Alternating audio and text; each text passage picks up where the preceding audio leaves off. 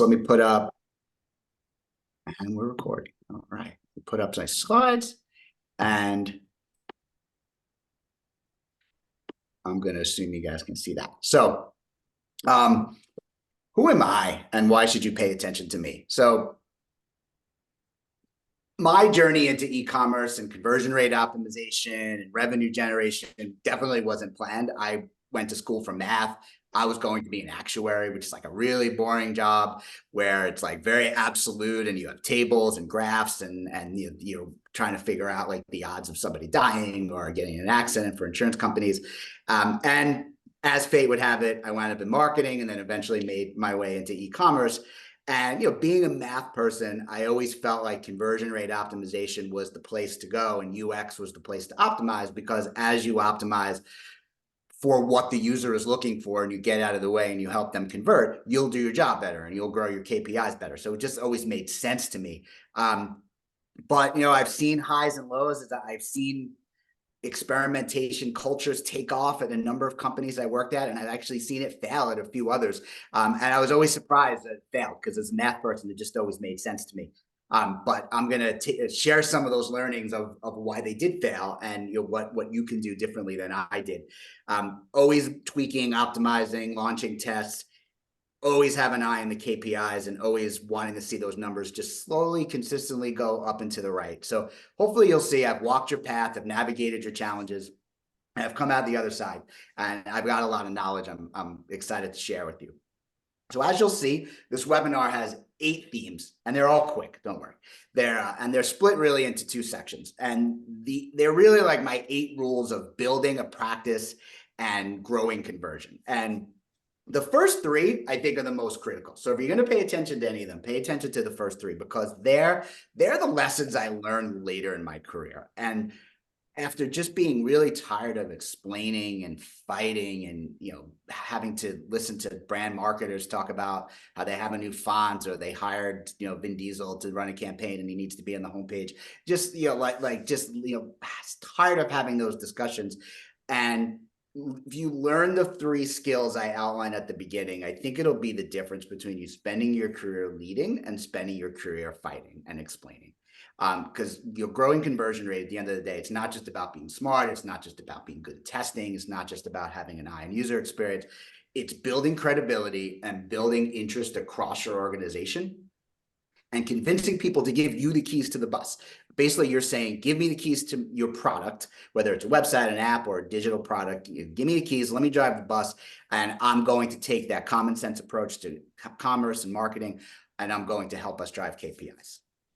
So hopefully that all makes sense.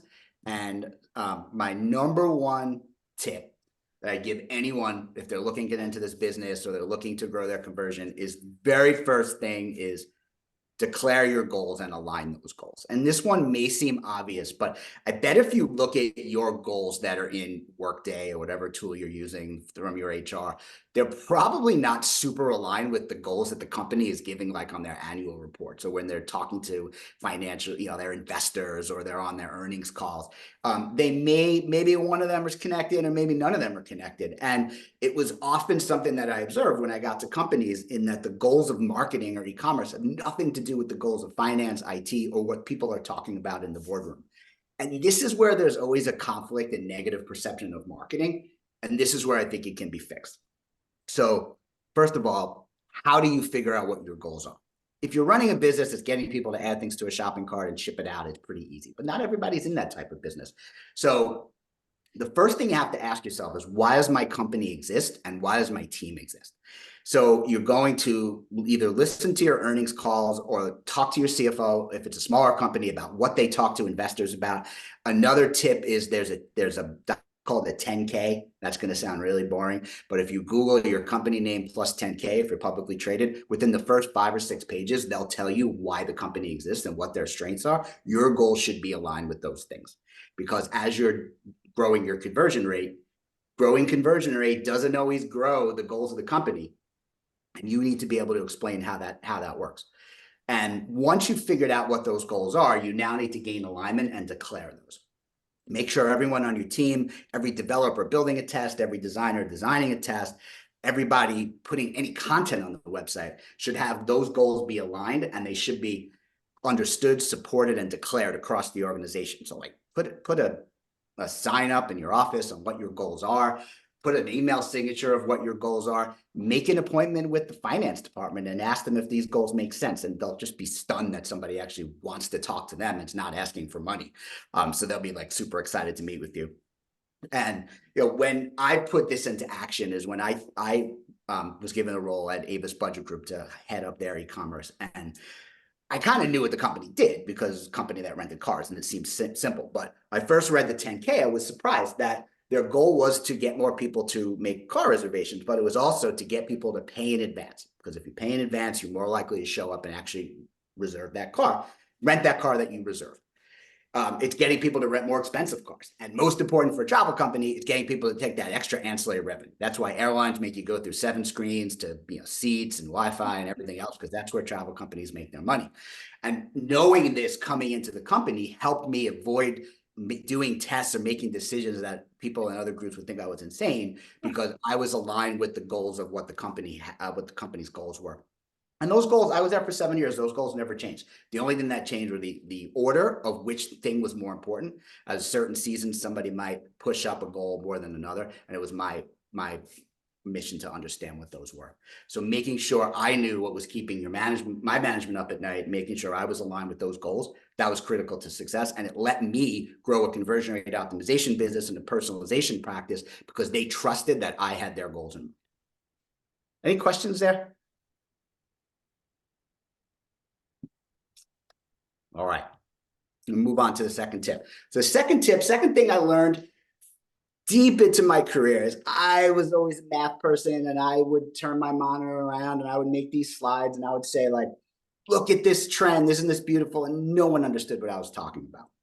And let's assume everyone on this call is really smart, really good at math. If you're interested in something like UX and conversion optimization, you're probably good at math and your parents are very proud of you, but not everyone you work with shares that love for numbers. And a significant portion of your colleagues probably find math very intimidating.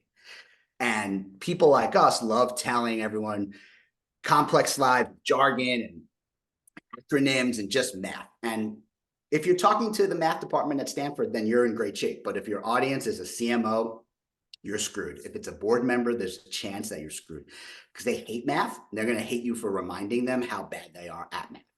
So question is, how do you bridge that gap? You need to show them what you're doing and you need to show them how they're driving revenue, but how do you do that? So first, an old boss told me, one of my first jobs, said, sometimes you have to take half your brain and you have to put it in a drawer. Not that easy to do. So the simple answer is to just try to speak their language and realize when you're writing terms like p-levels or statistical significance, even percentages, these are things that a lot of people don't understand. And instead, try using big round numbers like, because of this change we made on the website, we sold 150 more units in 1 week, and annualized that could be as many as 7,500. And when you annualize conservatively, because no one's ever going to believe you grew conversion rate 25% because of a test. It just doesn't make any sense. And people are used to marketing people lying with numbers or saying something went from 1% to 2% and it grew 1,000%. These numbers just aren't believable. So if you make them more conservative, even more conservative than you think, you'll have more credibility in the organization. So instead of percentages, use units, use dollars. The idea here is you want people marching behind you and not marching on you. So when they're marching behind you, they're excited about what you're doing and they understand what you're doing and they know you have their goals in mind. And those are most likely people that stopped taking math in high school. So one extra tip, one thing that I do now is if I make a slide and I'm not sure if it's for the right audience, I'll just take those bullets and put them into my AI assistant that I like. And I'll just say, hey, I want to explain this to somebody who is in 9th grade math. Does this, how would you rewrite this? And just see how they would rewrite it. And it might give you some ideas on how to simplify what you're doing down to a fundamentally common audience. Right, I'm just going to keep going. If there's questions, just stop me. Third tip to growing a fantastic conversion optimization practice that everybody will be excited about is how you use data. And The problem we have today, and the best thing about what we have today, is we have a lot of data, but it's also a big problem because we have too much data. So data being everywhere means you could spend your entire week watching website sessions, reading feedback, digging into Google Analytics, looking at dashboards that come in multiple times a day. And that's fine. But if you want to build an inclusive practice that gets people excited, you want to solicit ideas from everywhere, because you need to spend time thinking about the human side of UX and not just what's in the data. So you want to get ideas from the sales department. You want to get ideas from the person in the bathroom whose wife used the website or whose dad used the website and had a problem with it. You want to implement a feedback button. So users, and not just a survey, because a survey might come 3 days later after the person's forgot about the experience. You want that feedback button right away, because if they're pissed off, you want them to click it and tell you why, so you can figure that out. And then become an expert at session replay tools, not watching every session, but getting the analytics out of them to figure out why people converted and why they didn't convert. If you do these things and you're getting ideas from everywhere, you're fostering that open, transparent idea process, and then prioritize that also in a transparent way. And then people are going to be so much more excited about what you're doing if you're listening to their ideas versus you just kind of putting your head down and saying, no, I know what I'm doing. I have all the ideas and I'll come back to you like from the mountaintop once I optimize conversion. As an extra tip, one thing I did at every company I was at, I implemented a feedback button, and I tied that feedback button to the user analytics tool. So every time somebody clicked that feedback button in their session, I saved that session. Because sometimes you don't always save 100% of your sessions because you pay more for that. Save that session and tie that to your feedback, because the feedback is often not going to give you enough information to figure out what's wrong. The feedback's going to be, I can't convert, I hate you, this is the worst website I've ever had. We've all read feedback like that. It's not really helpful. So you want to tie that feedback to the actual session that the user had, and then you can watch it and see where they got frustrated, because that's the place where you need to optimize.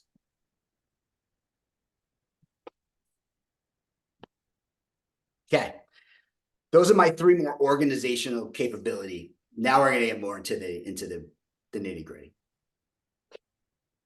When I join a company, 90% of what I do to optimize conversion rate is just figure out how to get out of the way. Your marketing, your branding, your legal, your pop-ups are often in the way of the user trying to do what you want to do. And you will have moments somewhere in your experience where you are inadvertently blocking your users, and you need to figure out what those are. So my recommendation on doing this is, first of all, you do a heuristic evaluation of your website. Shut off all your content blockers, shut off your ad blockers, and look at the site and look at the experience that you're presenting. Then go home, ask mom and dad, ask your spouse, ask grandma and grandpa to look at the site and tell them to be honest. Just say like, hey, I didn't build the site. It's not what I do. I'm just trying to get feedback. Tell me what you're thinking as you go through this. If they're not around or if they can't do it, definitely sign up for some free or some near free user testing. Just get some feedback and look at those barriers that are preventing you from getting in the way. And an extra tip that I've been talking a lot about lately is the #1 demographic group for disposable income right now is over 65. I bet you no one on this call is over 65. And I bet you don't know the last time you sat with someone over 65 and asked them to use your digital product and gotten that feedback. They think differently, they're suspicious. And if you're not looking at how they're converting, you're missing out on a lot of conversion. I have on the next slide an example of something I found about 2 weeks ago. I was booking a flight to Myrtle Beach because I had to go on a college visit with my son. And I was on Expedia's website. Expedia is a fantastic website, and they're very much at the forefront of testing. Picked my flight, got to this page where I was looking at the summary. And if you look at the upper right side, I can't see what I'm buying. I can't see the total, because they are determined to right now get me to sign in or sign up for a product called One Key. I don't know what One Key is. I think it's some type of loyalty program. I'm sure it's awesome. But did they intend of getting in the way of my user experience by making me sign in right now? I don't think so. So as I looked at this, and there's no X and there's no dismiss, this does not go away. So the first thought I had is, violates my rule number one, which is to make sure you're optimizing for the correct objectives and make sure your goals are aligned across the organization. But even if, let's assume, one key signups is the main objective of Expedia, is it more important than getting me to give them revenue? Can't they sell me on one key later? These are the things that when Ryder talks about an offer we're going to make later to help you at no charge, these are the types of things we can help you find or help you have a capability in place to find these things before they tank your conversion. Hey, Keith, we got a question. All right. Michelle asking, any examples of how you can conduct user experience audits, what methods and tools? Number one's the human eye. Just look at it. Have other people look at it. Get just human feedback. I've always found that's much more important than a tool. If the tool you're using in the organization to do it, I'm sure it's fine. I'm sure it works, but you want to make sure you're open and flexible and listening to all the feedback you're getting and realize that those are your users and they're telling you what's wrong with your website. You don't have to go figure it. But I guess if they do want to do the more quantitative, are there particular tools that you would still mention? For me, I mean, the favorite tools I've had is Quantimetric is terrific. Content Square is terrific. I've had a lot of success with, and they constantly leapfrog themselves and they're getting better every day at just delivering you more reporting so you can see where people are getting stuck and not have to just watch sessions because you don't want to spend a lot of time watching sessions. So I would say those are probably the two best prize. If budget's a problem, I know there's some lighter ones that have maybe 80% of the same capability and you'll save a lot of money. I Full Story might be one of them. There's a few of those also out there that I can help you with offline. And then I think a question that I have is, as we're doing these user tests, how important is it to try to find users that match the intended demographic of the site? So if it's a site that mostly caters to, older people or younger people or kids, do you want to try to find test subjects in that demographic, or really it's not that important? Like you're just kind of looking for first reactions and input? I would say from my experience, it's most important is to do testing, right? Then less important, but also important would be to try to match your user demographics. I would also counsel, don't necessarily match the user demographics that your brand marketing team tells you your brand is for, but actually look at your demographics. Like look at who's buying your product or look in Google Analytics. They do a good job of estimating the age groups of people coming to your site because they may not actually match the people that are coming to the site. One of the things I learned in healthcare when I was in pharma for a year is pharma has a patient website and a healthcare provider website. And what I learned is about 70% of the people on the patient website are actually healthcare providers. And they had a different journey and different marketing strategy for each one, but they're doctors on both. And it's just something you have to make sure you realize. Thank you. All right. So on to the next tip. This is one that I was always surprised about. And I realized that it's something in a marketing team and an approach is, if you think about sales and somebody going out and selling, sales is always very aggressive, very assertive, always be closing. Marketing is always a little more passive. And it's almost like marketing sometimes afraid to ask for money. But money is literally the only reason that your company exists, and it's why you have a job. So make sure you're aggressive in asking for your primary KPI. So whatever that primary KPI is, don't be afraid to test pop-up modals or sticky footers at the bottom of the page. And here's why it's really helpful. It won't just help you drive more conversion, but it'll help your users focus their attention. Remember that most of your users are using 2 devices watching TV while the kids are crying. They're not paying 100% attention to your product. So if you're more aggressive and you're more clear with what you're looking to achieve, they'll pay more attention and they'll do more business with you. As an extra tip, the bullet at the bottom is, I notice a lot of websites putting up consent when consent is not necessary. In the United States, you don't have to ask for cookie consent unless you're tracking them across multiple sites. And why are you tracking them across multiple sites if they're already on your website? Why are you asking them to do that? You're wasting their time and you're impacting your conversion. Second of all, GDPR doesn't exist in the United States. In the United States, your users have to have a way to opt out, but you can put that in the footer. That does not have to be a pop-up. You don't have to ask for consent.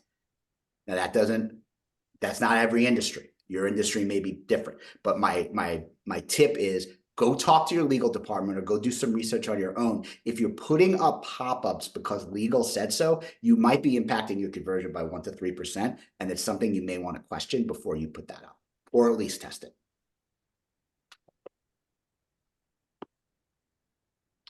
Next tip, say what you mean. Just be unambiguous. Yeah. Use clarity in what you're asking for in your life, in your copy.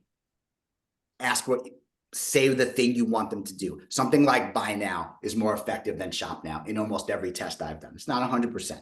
In travel, book today is a clear CTA. Find an appointment is ambiguous. You want to tell the user what's going to happen after they click that button. So check out. Are they checking out? Yes, check out. It's more direct than view shopping cart. Why do I want to view a shopping cart? I want to check out. Again, your customer's probably multitasking. They're not absorbing your website 100%, and they may not understand everything if you're ambiguous. One extra tip here that I've learned over the years, CTAs do have cultural nuances. If you're translating into multiple languages or working in multiple countries, don't just assume that a successful CTA in the test works the same way in Canada as it works in the US, or works in the same way in France as it does in Germany. There's some cultures that are a little more direct. The US is a very direct culture. Canada's a little more passive. Germany is a very direct culture. If you know anyone from Germany, they're going to tell you what's on their mind, but they still like you. Yeah, other countries may not be as direct, or they may be a little more passive. So make sure you're testing those CTAs and not just translating them into other languages. Okay, next tip. Again, this is one sometimes I almost think about leaving out, but I've seen a lot of people doing this one and the next one, and it surprises me.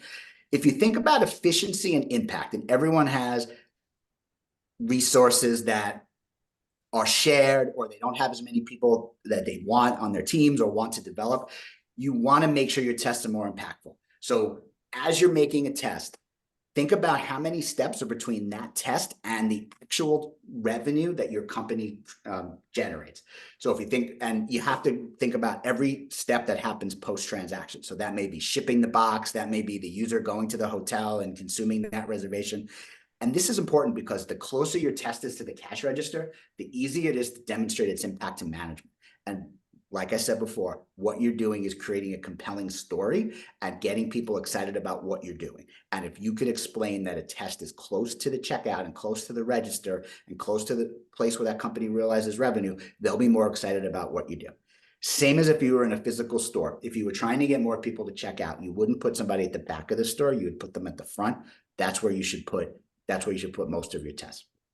Now, you will get asked to do homepage tests. I'm always asked to do homepage tests. I'm not saying to not do them, but I'm not saying to do them. Homepage tests are often really cruddy, and the results are very dirty because you're testing on the entire population of your website. You're testing the job seekers. You're testing on people that landed there because they connected to Wi-Fi in the store. Your board members will be there. Your CEO will be there. Your employees will go there. None of these people are in the mindset to convert. And if you're looking to optimize conversion, the tests on your homepage are not going to give you really good results if all those different profiles of users are there.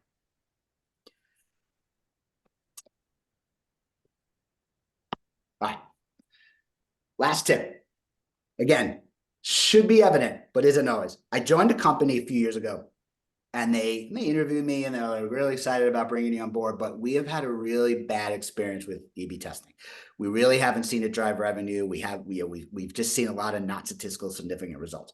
So I took a look at what they were doing in the past, and what they were doing most often is they were testing things way below the scroll. So you might have to hit page down or scroll on your phone 3 or 4 times before you saw the test. Here's the problem. Most people don't scroll down. So if you're running a test on something that not everybody sees, the results are not going to be significant because all those people actually were not exposed to the test. So I started there. I started running tests above the scroll. Oh my God, we saw results. Everybody was excited. So just simple one here. Look at what percentage of users, and this is another good example for those user experience tools, the heat mapping tools. They can tell you what percentage of people see each part of that site. Make sure the tests that you're running are being seen by 75, 80, 90% of those people, because if not, your lab's going to be dirty and that sample is going to take longer to be valid. Any questions before I move on to the next?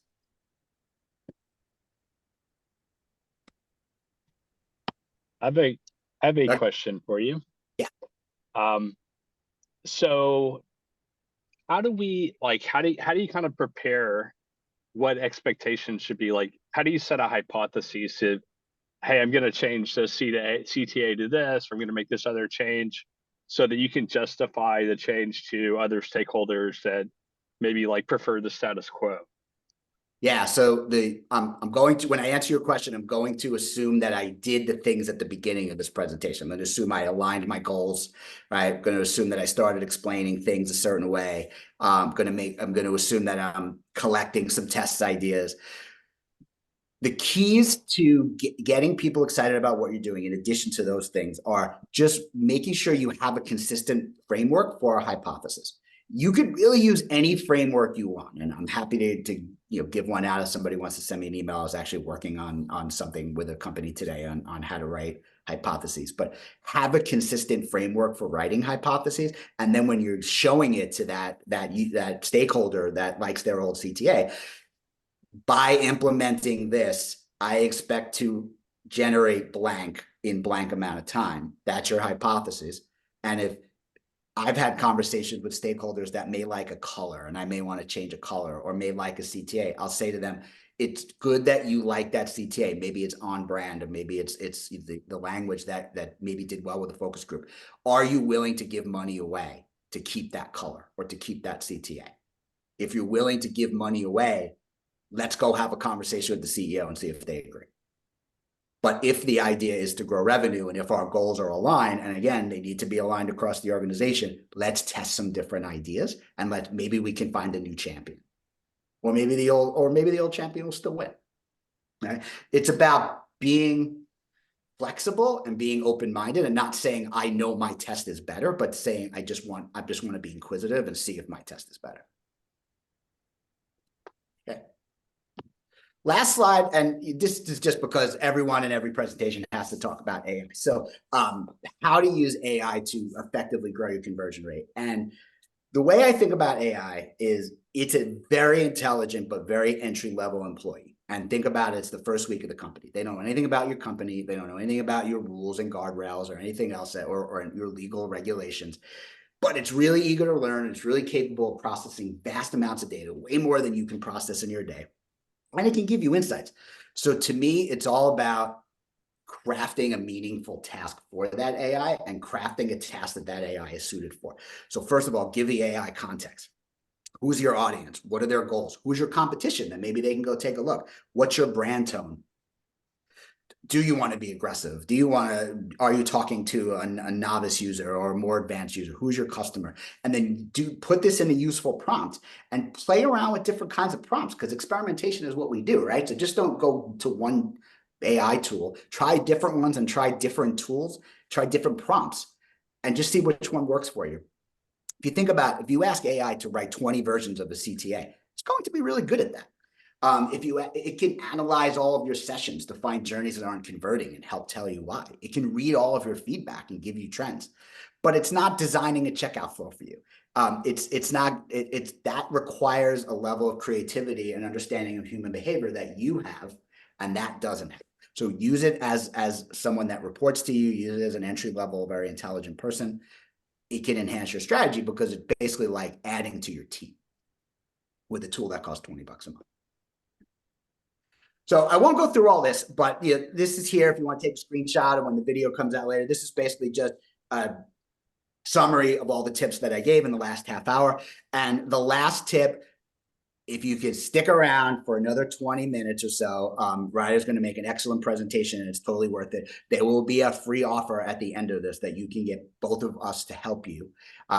implement some of these ideas or come up with some ideas for optimizing your own conversion. Thanks for your time. Ryder, you're on mute. All right, leave that on the screen for a minute so anyone can note it if they need to. And you do have a question here. In cases where you have tough stakeholders who might say that more testing is needed or the sample is not good enough, have you seen this as a challenge? How do you navigate that? Yes. There's always going to be people at your company that are tough to work with, or people that don't trust what you're doing. Some companies are just not set up to test. And sometimes they just love the status quo. I went to work for a company that was really excited about having me test. And then I realized the CEO actually built the website. It was a family business and he loved it. And he didn't want to make any changes to it because he was the audience of one. Right. And sounds like in your example, you have someone that's maybe hammering you more on the math or on the sample. I would try to find common ground with this person and say, like, well, what is the sample you're looking for and why? And try to align with them as best you can. Some people you can't reach. Sometimes you can. Sometimes those people leave the company. And it's some of the fun of working for an organization. And I'll also add, like, I find that usually once you get one across the goal line and get it done, a lot of people are like excited about it and they're more engaged and it's able to get a lot more across the goal line. So maybe pick something that's an easier test to do and then build up to more. That's really good feedback. I was at a company, the company I was saying that was like, oh, it's testing, so. I did a simple CTA test and the results were really good. And the CMO was so excited, he started walking around, he started telling the email team to change their CTAs. And I'm like, hold on, like it's a different channel. You have to test that too. But like they got like so excited because just that one, and it was, to your point, it's a test that was simple and everybody could talk about it. Like everyone could talk about a CTA versus trying to do something a little more complex. Right. So thank you, Keith. So I'm going to jump into the landing page type of stuff. Slideshow view.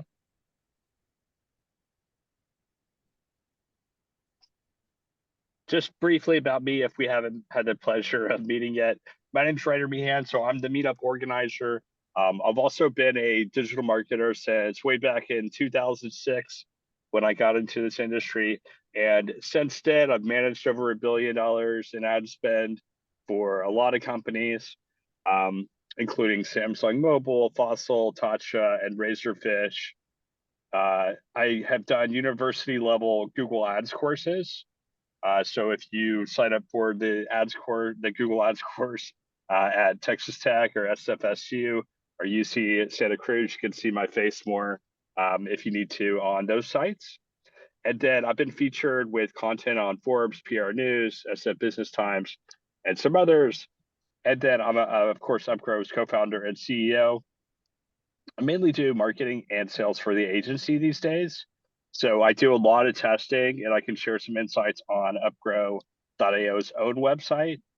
And so I'll talk a little bit more about that later. If you're interested in our agency, we are 100% lead generation agency. And I'd also add probably 70% of our work is B2B tech companies. So if you're in any of those sectors, we definitely would have a good synergy there. We do have full funnel capabilities and we do strategy as well as execution. So you've been through the ad section. Now we'll get to the content. How to build the ultimate landing page. So there's really 4 steps or 4 components of my agenda. It starts with doing the research. And I think Keith really, kind of touched on this a little bit in a lot of good ways.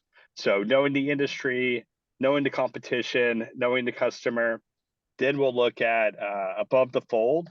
And this is, the most important, hands down. Like, I think I've heard the expression, like 70% of your users won't go past the scroll. So like you have to nail above the fold if you want them to look further or you want them to click on your call to action. Uh, proof and proof and more proof why they should trust you. And then a couple of elements that are He's not just here. good sales strategies. What is this? So starting with the market research, you need to ask the questions to, in my case, the client. In your case, it might be you're asking a customer, what, why do they need your product or your service that you're selling? That's really the most important thing. Like, why would they buy what you're selling? What's the most important aspect of what you're selling? Why haven't they solved the problem that they're trying to solve with your solution yet? What's the dream outcome? What are common limiting beliefs? And this is a little bit like wax on, wax off, right? So you need to collect all this information because you're going to apply it into the copy that we're going to show you later. How does the competition position itself? So you can know like what you're up against, what are their weaknesses, what are they doing really well, how are you better than your competitors? Because when traffic comes to your page, you're going to be able to control the dialogue. So you want to highlight, you know, life sucked before because you had this solution that had all these problems, and now we have a solution that has none of those same problems. That's very compelling. And so when you're doing market research, there's a few ways you can do it. And this is Chat GPT has really revolutionized this. When you need to do market research and maybe you don't have a ton of time, or you're a small company and you don't have budget to do a lot of the market testing, then you can use Chat GPT and you can just say, hey, for a child's toy product, like what are the pain points of that buyer? For a database software solution, what are the what's the dream outcome of that buyer for that? And it will give you like pretty good insights, at least to start with. Now, more ideally, you'd also add in some surveys. It can be as simple as a Google form and just emailing this to your current customers and sort of like understanding like, hey, why did they buy from you? Or sending it to people that you know in the industry, or just sending it to people in general. Another really good one, especially if it's more of a product, is reading reviews or going to G2 and seeing what do customers like or not like about not only your product, but also your competitors. So you can learn a lot about, you know, say you want to build a new flashlight or something, go look at a popular flashlight on Amazon and you can see the features that people want, don't like, you know, all that. Another really cool thing that I've done recently is you can actually scrape and download all the reviews from Amazon and then import that to ChatGPT and say like, hey, tell me what are people looking for in a product like this? What do people not like about a product like this? And then you can think about that as you're doing your messaging on your landing page, right? And then you can just Google around and see what you can find. Now we've done all of our research. We know our customer really well. We know the messaging that's really important. We apply that to the landing page. So ATF, above the fold breakdown, the first thing you're going to have, and I have to give a shout out to Very Good Copy, who has a really great landing page course. If you do want to go even further into the subject matter, I highly recommend it. It's just verygoodcopy.com, which I grabbed some of these assets from. So you can see how the page is laid out. Of course, you want to have your logo somewhere on the page. The first thing that you have is this what we call a primer. So a good analogy of this is on the cereal box. You know, if you buy a box of Lucky Charms, it'll say frosted baked cereal with marshmallows. It's like, okay, this is explicitly what the product is. There's no question.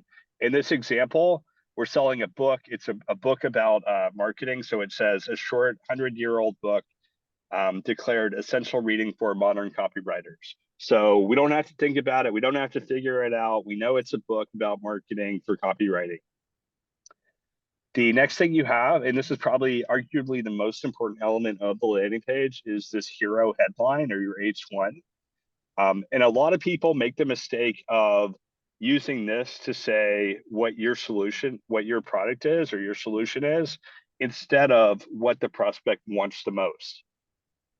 So you could say the best-selling marketing book here, but you'd have much better results if you say write copy competently, because nobody wants to buy a marketing book.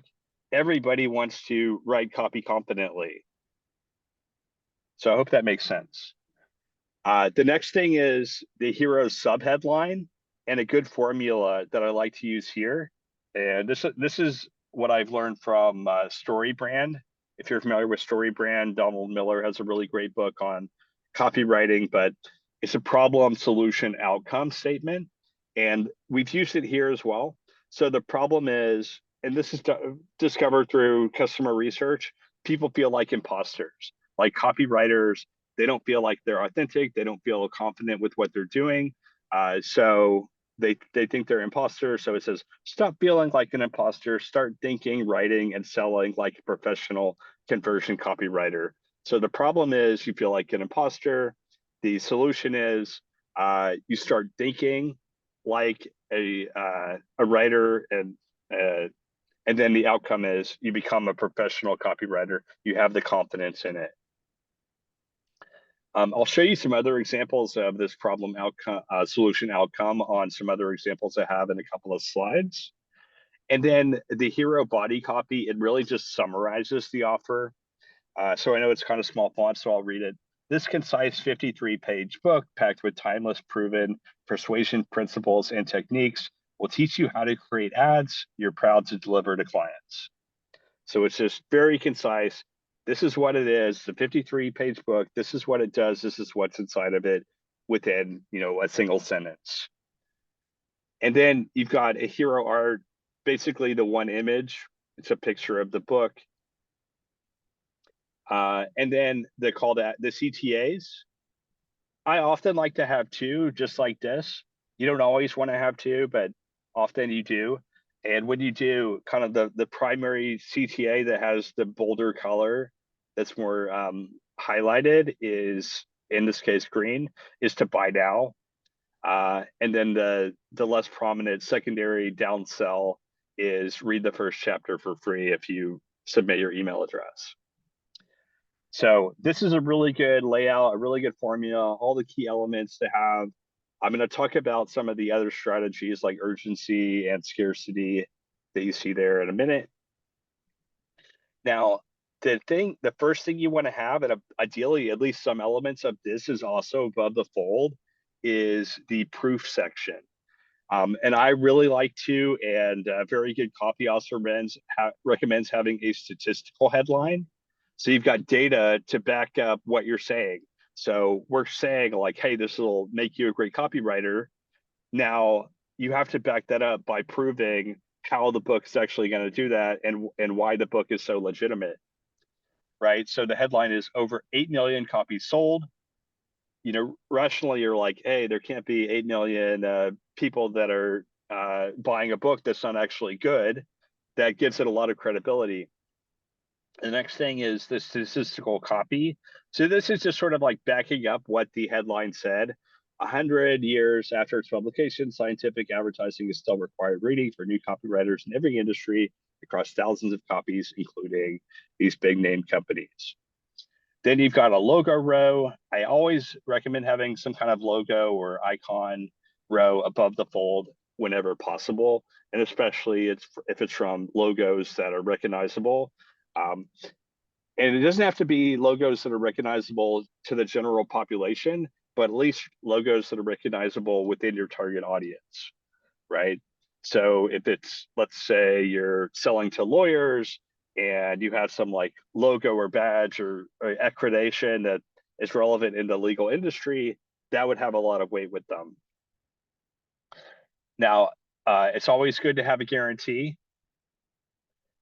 Buy with confidence, 100% guarantee, you get money back if you don't like it. And then urgency offer. So you have to use some kind of urgency and scarcity, it really makes a big impact. I know it feels a little, maybe feels a little bit slimy or overly salesy, um, but it really does make a big difference. So in this one, it's like, flash sale, it ends tomorrow. You get 50% off. So you're gonna have like that FOMO of like, oh dang, I gotta buy today, or I'm not gonna get 50% off. I'm gonna have to pay twice as much. And then scarcity. Um, I don't know that yeah, I don't know that they really use scarcity in this example so much, but you could say like, limited supply, only 100 books available, and when they're gone, they're gone. The next section, like you would be surprised how much proof, if you like, just having one testimonial is good, but I really would like have every potential piece of testimonial, every logo stat, like the more testimonials and proof you can have that your solution is effective, that significantly improves your conversion rate. So don't feel bad about a longer landing page. Um, I had a lot of my landing pages, like you could scroll 20 times before you get to the bottom. And you can always test this with a shorter one, but people don't have to scroll if they don't want to, right? They're only scrolling because they're not satisfied with what they've seen yet. So the more you want to make it long, and there's more chance of hooking them and showing them something that compels to them. So when you do this block of testimonials, the good formula is having a whale testimonial first. Ideally, you've got like, Barack Obama, he's giving you a review or a thumbs up. You don't always have something like that, but if you have maybe someone that's recognized, like David Ogilvy in the advertising industry, and you can get that quote, that's really great. If you don't have a whale, maybe get your most exciting or most optimistic or most relatable large testimonial at the top, and then a series of smaller, kind of more concise ones below that. Now, I've been really moving to, instead of having a pop-up or putting the full form above the fold, using a scroll down of the form. People, I don't know why, but they kind of get intimidated by the form. If you put it above the fold, in many cases, they're like, I'm gonna have to fill out all this information. Um, where if you just show them the button that says like buy now, they click on it and it scrolls them down to the form, where then there's a little bit psychologically like, oh, I've already kind of committed, I already clicked the button, I'm already here. There's some momentum. And so you're more likely to fill it out after you do that. Now, I don't like necessarily like light boxes where it kind of pops up, because you can have responsive issues where people on different screen sizes, the light box won't render properly, or they won't be able to close it, or they won't be able to get to all the way to the bottom of it. So I'm not a huge fan of light boxes. So I'll just typically put the form lower or at the bottom of the page, and then do an in-page anchor link, and they jump down to it. Again, I mentioned urgency and scarcity. Urgency, limited time; scarcity, limited availability; and repeat the confidence. So just sort of like put everything again right here by the form, because there's going to be another moment of hesitation before they put in the credit card or they put in the email address. So you want to just sort of re-summarize all of those strong selling points, like urgency, scarcity, and the confidence with the guarantee. A couple of examples that our agency has done. So the first one here on the left is Cataboom. Now, hopefully, you can figure out what these companies are by seeing them. But Cataboom is a launch-ready gamified marketing software experience that you can create marketing experiences in minutes for up to 30x engagement based on testing that they did, and they can back it up. And then you've got the problem solution outcome statement. So gamification. Well, actually, I guess we didn't do it there, but it's more. I guess it's more like build a gamified experience. It doesn't have to be expensive, time consuming, or buggy. So we knew those were the main problems of our competitors, where building gamification experiences on your website was all of those challenges. And so that's the problem. Down here below, I might have got cropped off a little bit, but like, they explain the solution, and then the outcome is you can quickly build these little games that you can have on your site. We've got the trust logos with all the big brands that they work with. And then a strong call to action is get a platform demo. It's not learn more. It's not talk to sales. It gives you, I like to use CTAs that like get you one step closer, at least one step closer to your end goal. And your end goal is, creating the gamification thing. So demoing the platform is that for these users. Now, the next example, this is a credit card. A little bit of context for the traffic. This is really important. Maybe we haven't talked about this, but like the context of the traffic. What is the source of the traffic that's coming to the page? And have that in mind as you're building the content for the page.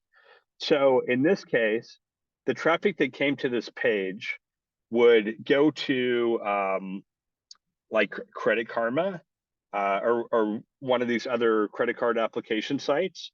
They would apply for a credit card and they would get rejected because they had bad credit.